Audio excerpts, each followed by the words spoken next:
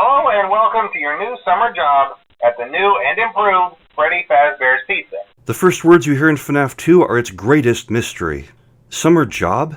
Jeremy's check shows November 1987, and the US minimum wage shows we're not in Australia. The pool that might be water on camera 2 never evaporates between nights 1 and 7. No time travel is involved, and all our friendly animatronics already exist on night 1. FNAF 2 must be an unbroken work week in winter 1987. Could all the FNAF 2 calls be pre-recorded, just like in FNAF 1? No, because the restaurant investigation progresses in real time after night 1, with Jeremy getting reassigned to day shift after night 6, and vanishing before night 7. Phone Guy says Jeremy's birthday party is the last event scheduled at Freddy's, which is confirmed by the newspaper with Jeremy's overtime check. We're Gardo 2, following the single week of Gardo 1 shift, and the toy animatronics have been in use for a grand total of 1 week. Yet in that week, something happened that was so terrible that the first guard demanded a transfer without even telling Phone Guy why, then ran away, leaving Phone Guy to realize the horrible truth as the restaurant crumbled around him. The bite of 87 is never mentioned in FNAF 2, so what could Gardo 1 have seen? I'm Blackfoot Ferret, and welcome to the second episode of FNAF Theory Shorts. This 5-video special recaps all my theories on the epic story of the Five Nights at Freddy's games, and reboots and replaces my earlier series, The Final Theory. I've learned so many things over the last year that I thought it best to start over again. Each video builds on the next, so if you want to know the dark secret of FNAF 1,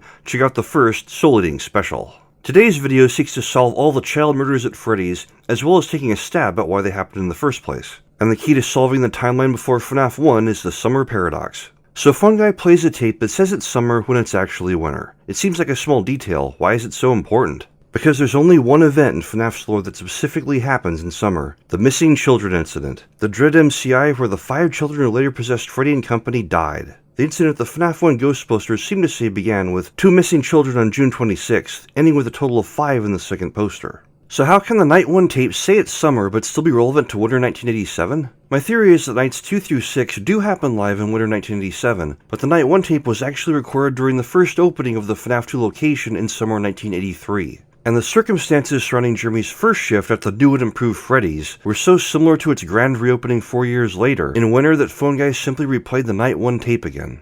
Which means the summer paradox is not only the key to solving one massacre at Freddy's, but 2, each one happening on Gardo 1 shift before Jeremy took over. Because this section of the lore is so tangled and complex, it's best if we go one step at a time. Let's start by reviewing the known kill events at Freddy's and their number of victims, because the victim number is vital to identifying which minigames are referenced during which events. The first murder happened outside the very first Freddy's, and going by Phone Guy's FNAF 1 comment about singing the same songs for 20 years and never getting a bath, this was 20 years before FNAF 1. Using game theory's minimum wage calculation that FNAF 1 is in 1993, this places the earliest restaurant and the puppet's creation in 1973. To clarify, the 1973 diner was the first Freddy's, and not Fredbear's Family Diner, because we play as Freddy in the minigame, and the very same head sprite is used later on in Give Gifts, Give Life. The Fredbear and Spring Bonnie spring suits were designed as golden quote-unquote superior versions of the existing characters of Freddy and Bonnie, and were introduced in the new and improved Freddy's where FNAF 2 takes place, telling us that another Freddy's had to exist before it. At the original Freddy's of 1973, our first victim is seemingly stabbed by the Magenta Man, first referred to as the Pink Guy by the 8-Bit Gaming Channel, a phrase I adopted from my own 2-villain theory video, The Color Brothers, which aired just before FNAF 4 came out. The puppet jump scare at the end of Take Cake to the Children links its creation to this child, as if the Pink Guy had somehow carried off the child's soul, leaving their still standing body behind. The second kill event happens in the minigame Foxy Go-Go, at a time when Pirates Cove has Foxy in it. The Pink Guy is no longer an outsider, but an insider, watching as Foxy gives 2 performances, then walks into a closed-off room to the east of Pirates Cove, and discovers all 5 of the children he's been entertaining are now dead. Combined with Give Gifts, Give Life, this event seems to be the MCI itself, where Freddy, Bonnie, Chica, Foxy, and Golden Freddy were reborn. The third kill event we know about happens during the Save Them minigame, at a time when Mangle has replaced Foxy at the renamed Kids Cove, which times and dates this is happening on Gardo 1 shift the very week before Jeremy started his winter shift in FNAF 2. So how do you tell the MCI and Save Them massacres apart if they both have 5 victims? Because Save Them doesn't have 5 victims, it has 6. A quick look at the Save Them map shows 5 bodies scattered far away from 5 huge blood spots, but a closer look reveals a 6th blood spot under the puppet's box, if you can get that far without being ambushed by the purple guy. And 6 victims makes sense because we see the origin of 6 new characters in FNAF 2. Toy Freddy, Toy Bonnie, Toy Chica, Balloon Boy, Mangle, and JJ.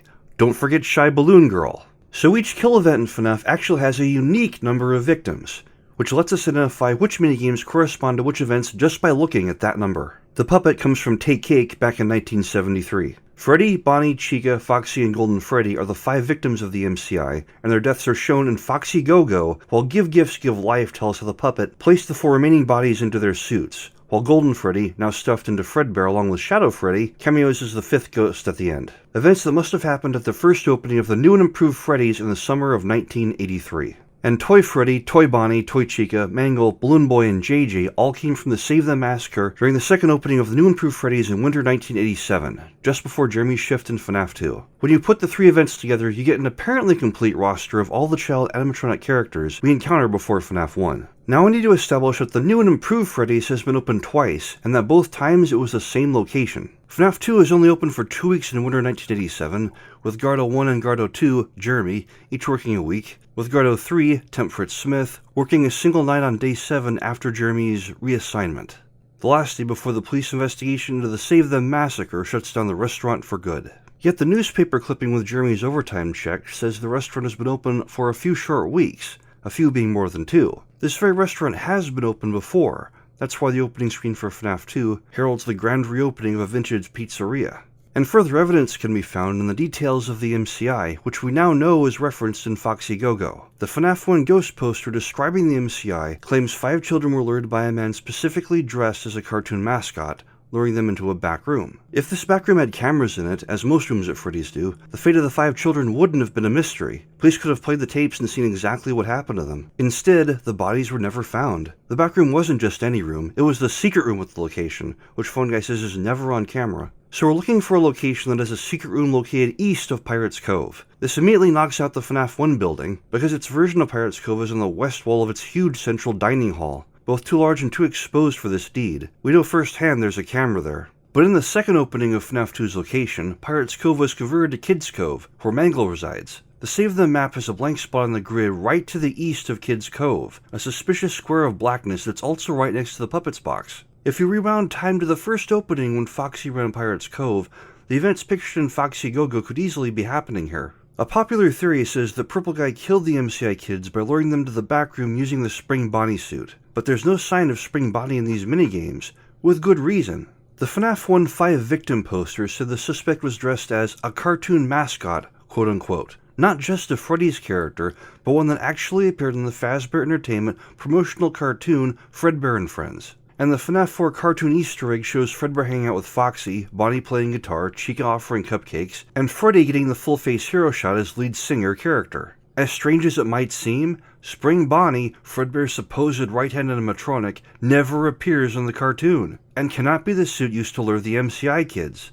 This checks out because Spring Bonnie never appears in Foxy Go-Go either, with Foxy, who was in the cartoon, acting as a luring suit during the MCI, and looking as surprised as everyone else when the kids suddenly turned up dead. Fredbear and Friends also aired in 1983, and while the crying child of FNAF 4 could be watching this 80s show in reruns anytime afterwards, the cartoon establishes Fredbear was active in 1983. Phone Guy says Fredbear's Family Diner has been closed for years as of winter 1987, but it must have been open alongside its sister location, the new and improved Freddy's of summer 1983. As I mentioned in part 1, Golden Freddy is the phantom animatronic of a victim who died and was stuffed inside the Fredbear spring suit. So while Spring Bonnie wasn't on hand for the MCI, Fredbear must have been there at the time the 5 children were stuffed. We also learn a very interesting bit of lore in FNAF 3, that the MCI, the site of the multiple simultaneous spring lock failures, happened at the sister location. First, let me clear up a popular belief about why this message refers to several suits failing at once, rather than several spring locks failing on a single suit. There is no such thing as a single spring lock failure. The Silver Eyes shows us how the concussive force of a single spring lock giving out also sets off other spring locks around it, like dominoes or firecrackers, starting a chain reaction that only ends after all spring locks have failed. Just like Night 4 of Sister Location, you can't afford to let even one spring lock fail without dying. Next, Phone Guy, or whoever might be mimicking his voice, makes it sound like spring lock failure is a routine thing at Freddy's. Their dispassionate advice for someone bleeding to death from such a failure is to quickly run to the secret room so they can die without grossing out the customers, the only time when employees are actually allowed into that room. A single spring lock failure death has no impact upon Fazbear Entertainment's policies. In fact, as an evil, literally soul-sucking corporation, discrete solo failures actually help further the true objectives of the company, which are far more ambitious and sinister than selling stale pizza.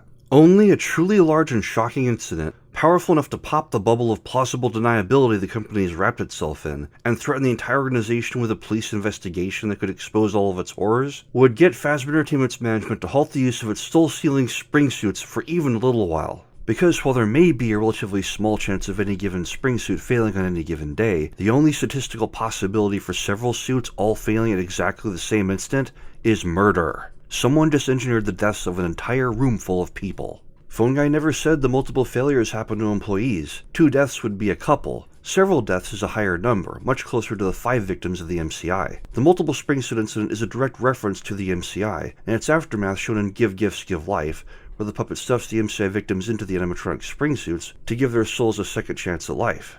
I have one more popular thought to address, the belief that only 2 spring suits exist and were all that ever existed. Phone Guy states in the FNAF 3 Night 2 call that right now we have 2 special suits, before explaining the basics of spring suit operation. These 2 special suits are the famous golden suits Spring Bonnie and Spring Freddy, aka Fredbear, but the right now suggests more suits followed after them. In fact, the golden suits weren't even the first spring suits to exist. They were simply the first 2 new ones at the new and improved Freddy's in summer 1983, the first 2 specially designed for Fazbear Entertainment's singular new strategy. In the FNAF 2 Night 2 call, Phone Guy refers to the withered animatronics, the original horrid-smelling MCI suits that are now in disrepair and being cannibalized for parts for the toys, as being from the previous location. Not only does this cement the Night 2 phone call as happening in winter 1987, it also tells us that, since summer 1983 was not a different location, but the first opening of the same building as FNAF 2, the previous location is actually the original 1973 Freddy's where the puppet was born. This makes sense because the first thing we see in Take Cake to the Children is a human performing in the original brown Freddy spring suit. This cannot be an autonomous animatronic, since the FNAF 2 Night 1 call lists the company allowing the animatronics to walk around during the day as one of the improvements made to the new and improved Freddy's versus the old restaurant. The original owners in 1973 did not let their robots walk about during the day. The Freddy in this minigame throwing a birthday party for young children has to be a human performer because it's moving about during business hours. And the very same pixelated head used by this performer appears years later in Give Gifts as the head placed on the Freddy MCI victim. We see a similar situation in Foxy Go-Go, where Foxy entertains the MCI kids before they die. The FNAF 1 poster says the suspect who was convicted of the disappearances was caught on camera luring the kids in a cartoon mascot suit. The Foxy in this minigame can't be MCI Foxy because the MCI kids haven't been stuffed yet. The human inside this Foxy suit was Gardo 1, the one convicted of luring the MCI children, and he wasn't the pink guy who watched Foxy enter the secret room. While Phone Guy admits that Fazbear Entertainment has heavily modified the suits at the time when Gardo 2's, Jeremy's, shift began in 1983, the withered animatronics, the very ones whose odor closed the restaurant in 83, all originally came from the first Freddy's in 73. The idea that the original management of the first Freddy's didn't allow the robots to walk about during the day raises an incredible possibility. Could Freddy and his friends have actually been alive and sentient before the MCI, when they absorbed the children's souls? But this is too much for today. Let's save it for the next episode. I apologize for taking so many side trips today, but the timeline here is very complex, and you can't see how all the pieces fit into place until all the pieces have been revealed. We're here to solve the murders today and need to get back to them. So far we've established that multiple spring suits exist, and that the incident where several of them all failed at once was the MCI itself. That the puppet put the bodies of 4 of the 5 MCI victims into spring suits as a way of giving their souls new life as animatronics, and that the 5th child, a boy named Michael in the novel, was stuffed into Fredbear and became Golden Freddy after Shadow Freddy attempted to eat him. So how can we be sure that the 1983 new and improved Freddy's is the dreaded sister location?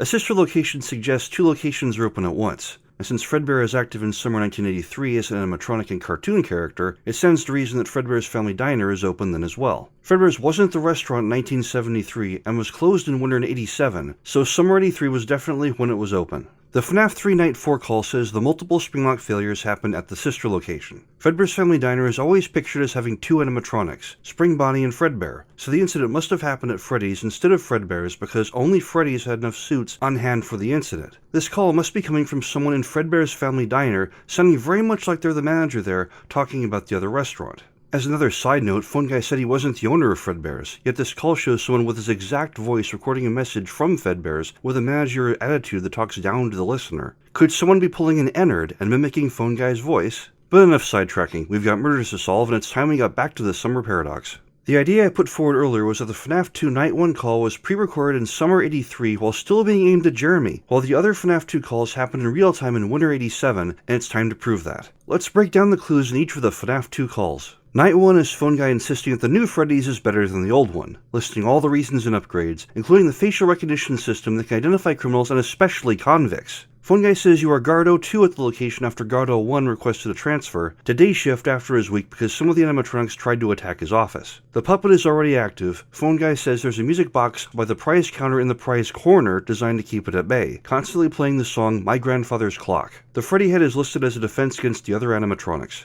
So at the time of Night 1's call, the puppet is active and the MCI has already happened since multiple animatronics attempted to attack Guard 01's office during the week. There is no mention of the toy animatronics or the withered animatronics in Night 1. Night 2 first mentions the withered animatronics and how they're from the previous location. Phone Guy mentions they started to retrofit the withereds with newer technology, but their ugliness and smell made the company abandon the idea and develop the toys instead, using parts from the withereds. He seems to like Foxy while warning you to use the flashlight against him, and how the Freddy head won't work on Foxy since he's always been twitchy. Phone Guy says your flashlight should temporarily stun any animatronic, old or new. He also says he never liked the puppet because it was always thinking and could go anywhere. So Night 2 established the withered animatronics as the MCI animatronics from the smell, and that the toys contained parts from the withereds and inherited their quirks. The puppet is still there even though Phone Guy doesn't like it. This call must be from Winter 87. Night 3's call is Phone Guy asserting that Foxy was always his favorite, and seems to lament the company's decision to remake Foxy and establish Kids Cove. He describes how Mangle, who he calls Foxy, was torn apart by kids after every shift. Phone Guy also says rumors have begun to circulate about the restaurant, but since Guard 01, who's on watch from opening till close, has reported nothing wrong, Phone Guy dismisses the rumors. In Night 4's call, Phone Guy mentions there's an investigation going on, saying it's just a precaution and that sometimes incidents happen. He asks you not to make eye contact with the animatronics since someone might have tampered with their facial recognition, and that while the robots treat the kids just fine, they just stare at adults and are downright hostile to the staff. On Night 5, the building is on lockdown, with nobody being allowed in or out.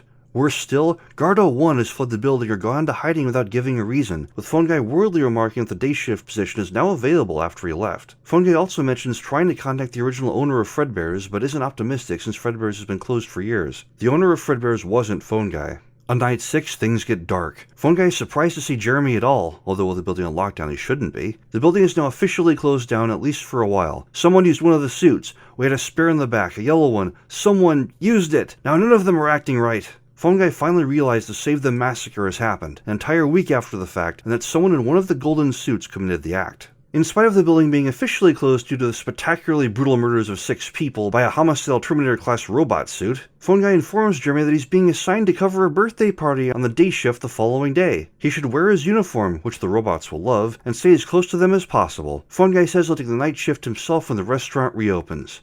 Phone Guy says he'll take the night shift because he knows Jeremy isn't coming back. The Bite of 87 is never referenced anywhere in FNAF 2. The restaurant closes because of the ongoing investigation into the Save Them massacre, and was slated to close at the end of the week regardless of whatever happened on the day shift of Day 7. Yet FNAF 2 is only open for 2 weeks in Winter 87, and the dreaded Bite of 87 must happen during that time. Phone Guy survives until the construction of FNAF 1. He wasn't bitten. Purple Guy survives until the destruction of FNAF 1. He wasn't bitten either. And the animatronics would never have bitten a kid or a parent. They were only hostile toward the staff of Freddy's. Fritz Smith, Guard 03 in Winter 87, is our character on Night 7, the last day the new and improved Freddy's is operating, because earlier that day, Jeremy Fitzgerald became the Bite of 87 victim. We will learn who caused the Bite of 87 before the end of this video, but we need to stay focused when we turn to the Night 1 phone call. The Summer Paradox is the key to solving the pre-FNAF 1 story because it establishes a similarity between events in 2 different places in time. That the circumstances between Jeremy's first shift in Summer 83 and his second shift in Winter 87 were so similar that Phone Guy simply replayed the first Summer 83 tape again, thinking one was as good as the other, and seeing no need for additional effort. In both 83 and 87, Jeremy is Guard 02. In both 83 and 87, Jeremy starts because Guard 01 requests the day transfer. In both times, Guard 01 requests this shift because animatronics have begun to attack him at night. Because in both 87 and 83, a massacre has occurred during Guard 01's week, leading to animatronics becoming possessed. And not only is Jeremy the second night guard in both these weeks that parallel each other in time, but Guard 01, who was on hand when both the MCI and Save Them massacres happened, was the same person as well. Phone Guy is part of the management of the building. He refers to the employees in third person, as a group separate from his own, and one he can pass down edicts to, such as forbidding them from entering the secret room if they're not dying, or sealing said room without giving them notice even if they have possessions inside. And yet, despite the lack of respect he shows in dealing with his underlings, Phone Guy actually grants Gardo 1's request for a transfer to day shift not once, but twice. And Phone Guy laments over Foxy's reduced status in Kid's Cove since Foxy is his favorite character, as if there is some higher authority at Freddy's than even his own making policy decisions. The facial recognition systems of the robots are described in Night 1, so these were in play even in 1983, and were likely just what they said they were, security measures designed to identify and catch convicts.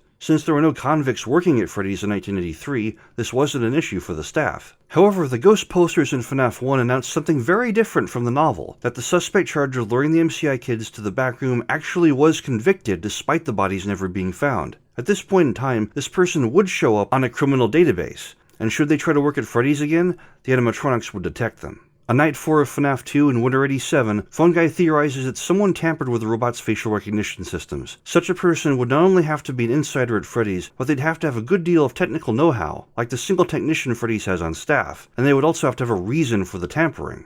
So Gardo 1 was an important figure at Freddy's who witnessed both massacres on both weeks before Jeremy's shift each year, was convicted of luring the MCI kids into the back room in 83, and was the resident technician at Freddy's. Who is this person? We get the answer in a rare event during the Save Them minigame, that in 83, Gardo 1 was William Afton, the mysterious purple guy. To quickly reference both my earlier video of the Color Brothers and the novel The Silver Eyes, Freddy's is run by a two-man team, including resident technician William Afton, who uses the fake name Dave Miller in the book, and Henry, Charlie and Sammy's dark-eyed father, whose last name is never given. Henry is pictured in photographs wearing the Fredbear suit, while William's suit of choice in the novel is Spring Bonnie. William is marked as the purple guy in the novel by his unnaturally tall and thin forward-hunched frame, and the weight loss he experiences between his financially shrewd Santa Claus phase and the living skeleton Charlie and company encounter years later. This weight loss is mirrored in the games between the purple guy Easter egg in FNAF 4 and purple guy's Save Them sprite in FNAF 2. Henry is twice described as being pink in the novel, looking pink and sweaty in a photo after taking off the Fredbear helmet, and the off-salmon color that Charlie swore was pink on her childhood filing cabinet in his office. His dark eyes in the family photos also invoke the black eye sockets of the Magenta Man sprite in FNAF 2, nicknamed the Pink Guy, even if he has nothing to do with Filthy Frank.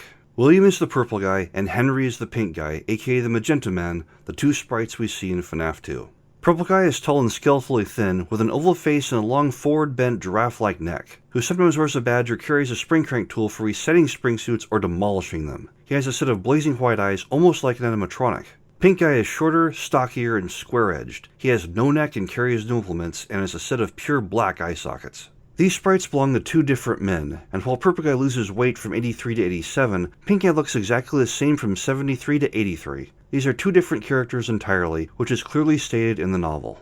I called them the Color Brothers back in July 2015, 2 days before FNAF 4's sudden launch, because the two men must share some powerful bond and continue working together even after so many terrible things have happened. William got convicted for his role in luring the MCI kids, and still applied to work at the very same job at Freddy's 4 years later. And, amazingly, Henry, Phone Guy, let him do it! While the two might not literally be brothers, they must be family of some kind to work together and trust each other after so much has gone wrong.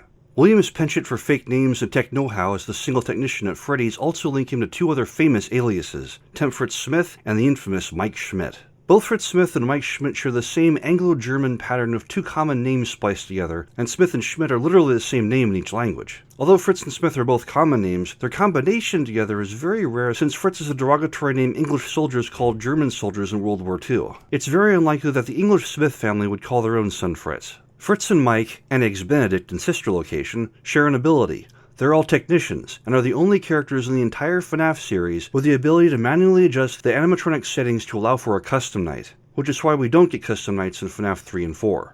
How does a technician manually adjust the settings of a ghost like Golden Freddy in FNAF 2? Because GF was stuffed into the Fredbear suit just like Shadow Freddy was, and Fredbear, complete with intact endoskeleton, is in the building in FNAF 2. Phone Guy tells us there is only one technician at Freddy's, and it's highly unlikely a temp quickly hired off the street at minimum wage would have such detailed esoteric knowledge about the workings of animatronics. Fritz Smith and Mike Schmidt are the FNAF 1 through 5 aliases of William Afton, who has actually worked with Henry/Phone Guy at 3 different times in record, and perhaps even more. So, Gardo 1 is Purple Guy, and we have 2 confirmed cases where a total of 11 kids died while he was around. Is William a serial killer? Is this an open and shut case? First, I need to restate that while the Silver Eyes, Sister Location, and FNAF World are parallel continuities that relate to and can offer us clues and insight into the mysteries of the main FNAF 1-4 story, details within each universe may be changed or even entirely flipped. To invoke a term used in comics, each is an alternate universe like Earth 2. A hero in one world might be a villain in the next, and the different outcome of a single decision could radically change the story. In FNAF 1-4, the first location is Freddy's. In the Silver Eyes, it's Fredbear's. The Silver Eyes is set in Hurricane, Utah, while FNAF 1-4 is set in Niagara Falls, New York, if you happen to see the video and Reddit confirmed post of my discovery earlier. In the book, Golden Freddy is a young boy named Michael that was stuffed into Fredbear, while in Sister Location, Golden Freddy has somehow kept his name while being stuffed into Spring Bonnie's Springtrap instead. In the book, William Afton is the evil business guy on the team, and kills Sammy, the first victim on record. In the games, Henry claims the first victim, who wasn't Sammy, and takes the role of Phone Guy, the beloved Two-Face spokesperson for evil businesses everywhere. In the book, William delights in the rush of power he gets in crushing children inside animatronic spring suits, and adding them to his robot family. In Sister Location, in the Earth 1 version of the timeline, William is a hero who travels to a dark place to rescue a young girl and her family, enduring many trials along the way. Who, then, is the William Afton of FNAF 1-4? Is he guilty, innocent, or somewhere in between? Let's find out.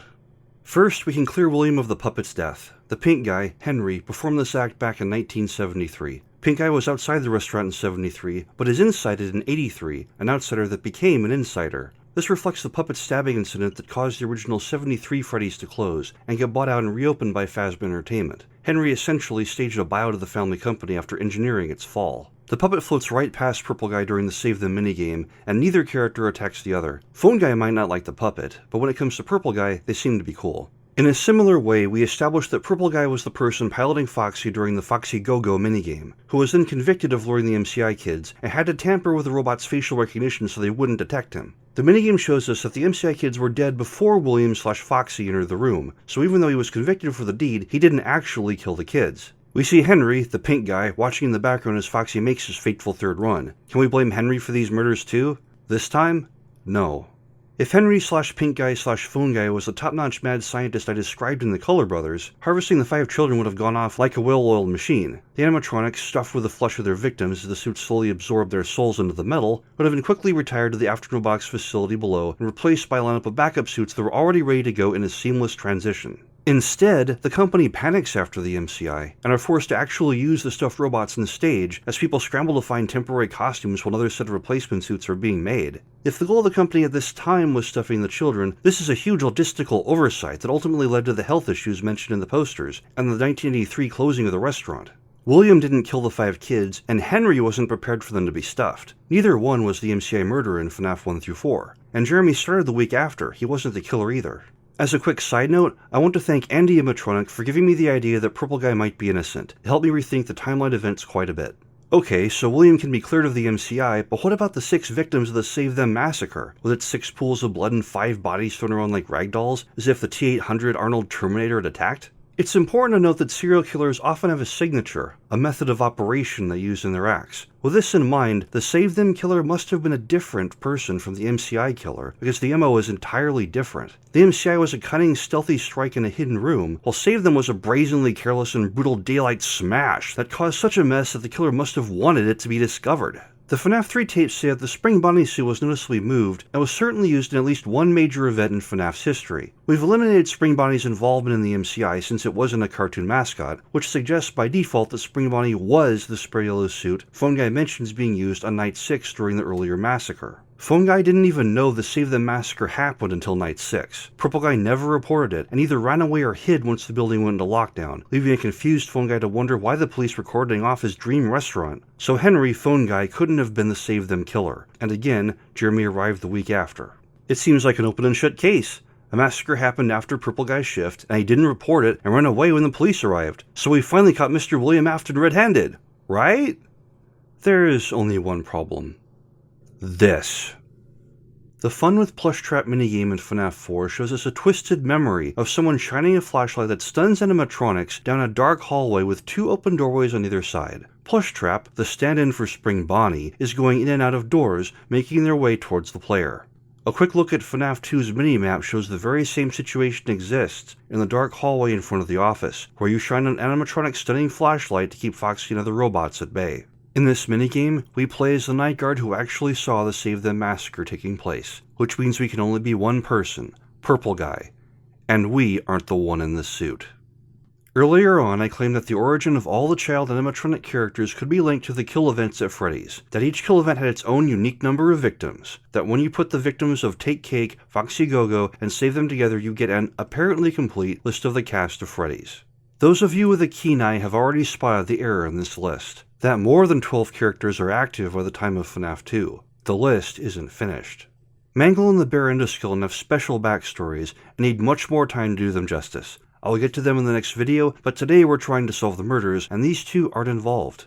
I stand by my claims that the kill events have unique victim numbers, and tell the origin of all the animatronics we see. How then can we be missing two?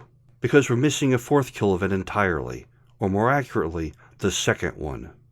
Two posters in FNAF 1 appear to talk about the MCI. The first poster claims that two children went missing on June 26th and were reportedly lured into the back room. While video surveillance identified the man responsible and led to his capture the following morning, the children themselves were never found and are presumed dead. Police think that the suspect dressed as a company mascot to earn the children's trust. The second poster reports that 5 children are now linked to the incident at Freddy Fazbear's Pizza, where a man dressed as a cartoon mascot lured them into a back room. While the suspect has been charged, the bodies themselves were never found.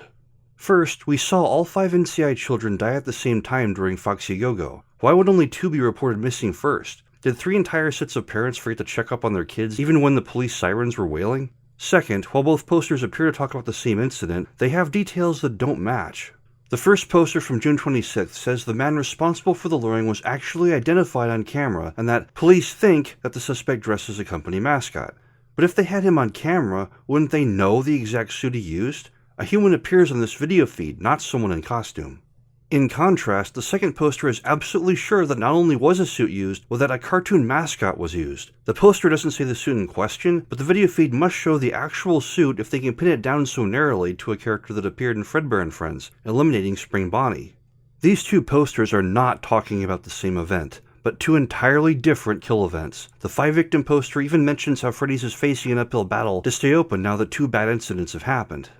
In FNAF 3, Phone Guy mentions the new and improved Freddy's began with 2 special suits, the first 2 of Fazbear Entertainment's new weaponized suits, the Golden Suits, Spring Bonnie and Spring Freddy, aka Fredbear. By the time of the MCI, this roster has been expanded to include Freddy, Bonnie, Chica, and Foxy as well, and no replacements were ready at the time.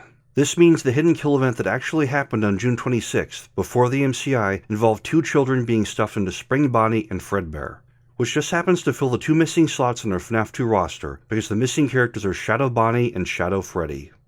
There are lots of ghosts in FNAF, but only 2 shadows. What makes these 2 spirits darker than all the others? They're both killers. Let's revisit the MCI and Foxy Go-Go. Phone Guy Henry was standing outside. Purple Guy William was giving a performance for the kids in his Foxy suit, when suddenly, all 5 of the kids ended up dead. There probably was another way into that room. The secret room in FNAF 2 also borders the puppet's prize corner, and likely has a secret door to it also. FNAF shows us that the ghost Yellow Bear in FNAF 1 and Shadow Bonnie in FNAF 2 have the power to actually kill the player instead of stuffing them. A ghost using astral projection could have materialized into the room and killed the kids, then disappear without a trace.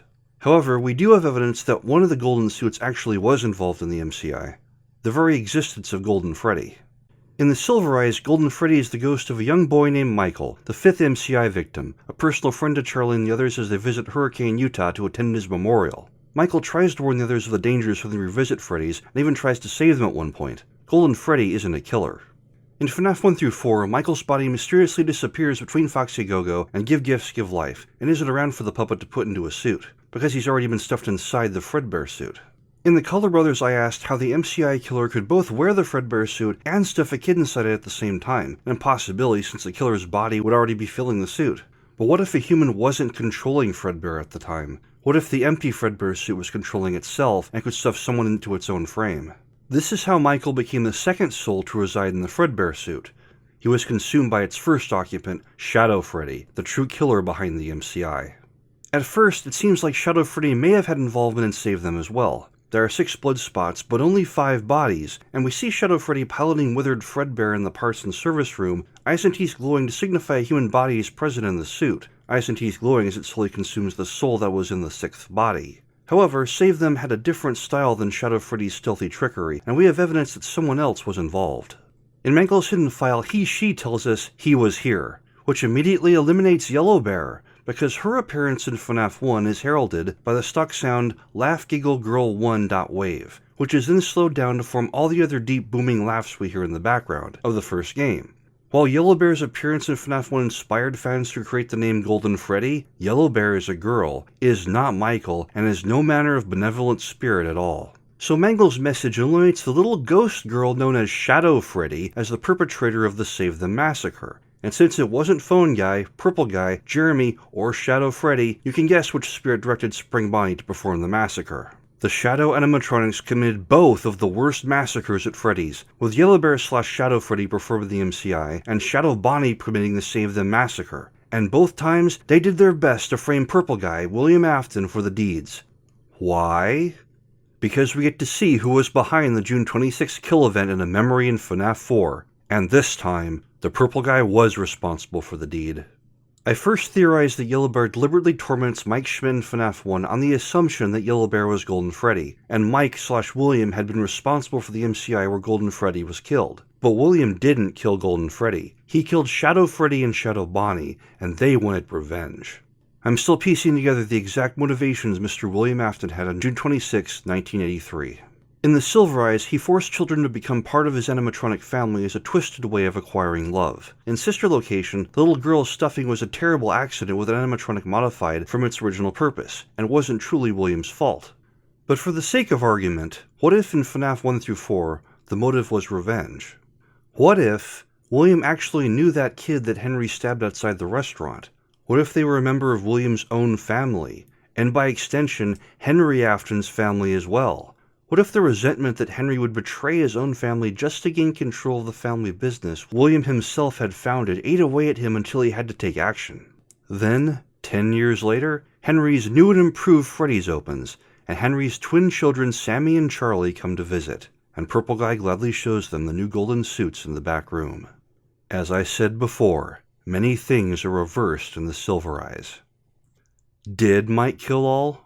Not with his own hands, but by starting a cascading avalanche of revenge that consumed everything in its path. Henry killed the puppet. William killed Shadow Bonnie and Shadow Freddy out of revenge for Henry killing the puppet. Then Shadow Freddy killed 5 kids and ate one to get revenge on William, while Shadow Bonnie killed 6 more to doom the restaurant again when it was reopened. The Silver Eyes tells us the memories of the animatronics are reset each time they shut down. The MCI kids can only remember that an adult killed them, so they attack adult night guards out of vengeance, not even knowing that the Fazbear Entertainment After Robotics conglomerate Fear is using the children's anger to power their own sinister plan to harvest the souls of innocent people. William may have returned to the FNAF 1 location after 1993 to smash the animatronics and free the souls of the children in an attempt to end the cycle of violence. But Shadow Freddy, who helped him at first, left him trapped in the secret room as the ghostly children closed in for their revenge, chasing him into Spring Bonnie, where Shadow Bonnie held Purple Guy prisoner for 30 years. And meanwhile, Shadow Freddy, mimicking the voice of Phone Guy, who she devoured during the FNAF 1 Night 4 phone call event, took over the company as the only free Afton remaining. She oversaw Chica's party world, likely the location still open when she announced the sealing of the secret rooms, setting the stage for Fear's wide-scale operation by the time of Sister Location in the future. But before FNAF 2 closed, she took one more shot at Purple Guy's family. People have asked who did the Bite of 87 ever since FNAF 1, a puzzle that wasn't solvable until the trailers to FNAF 4 came out. The trailer images are full of hidden 87s and animatronics asking the question, was it me? Was it me? Or was it me? And the answer was waiting for us all the way back at the beginning, where Yellow Bear, Shadow Freddy, speaks her famous catchphrase, "It's me." And with all of his family dead or twisted beyond recognition, Purple Guy could well have volunteered for the hot seat in FNAF 1, knowing the dangers, but still trying to be near the only shred of a family he had left, attuned to a place and family that had once been magical. At least, as long as he could hold on, no other innocent guards had to die. William is not a monster, just a man pushed beyond his breaking point by grief and sorrow. Facing extraordinary circumstances, he made a rash decision out of a desire for revenge, feeling, somehow, that returning the pain or giving it to others would make things better rather than infinitely worse. A fateful decision that would haunt him for years. Do you wonder why I keep showing Shadow Bonnie with a blue aura? Because just like how Shadow Freddy and Golden Freddy became 2 golden bear ghosts after being stuffed into Fredbear, Purple Guy became the second ghost that resembled the Spring Bonnie suit. The second, Purple, Shadow Bonnie. The victim of June 22nd isn't the one who warps through a lifetime of memories while searching for a way out of a box. This is Purple Guy himself. And the uniquely dark crying child keeping watch over his prison is the first Shadow Bonnie, one of the only 2 kids Purple Guy ever actually killed. What does Purple Guy's spirit do when it finally breaks free and confronts his jailer? He gives him cake. Then the child seems to wake up, freeing Purple Guy in turn and leaving him in control of Springtrap, while Sammy goes on to become the Bonnie of Happiest Day, eventually moving on. It might have been decades later, but it's never too late to right a wrong. And once Purple Guy did gain his freedom, he set off on his second errand, returning to the sister location to find, and somehow, against all hope, save his second victim, Shadow Freddy. Ennard. Charlie. While revenge might be the solution to this puzzle, FNAF shows us that it is not the answer.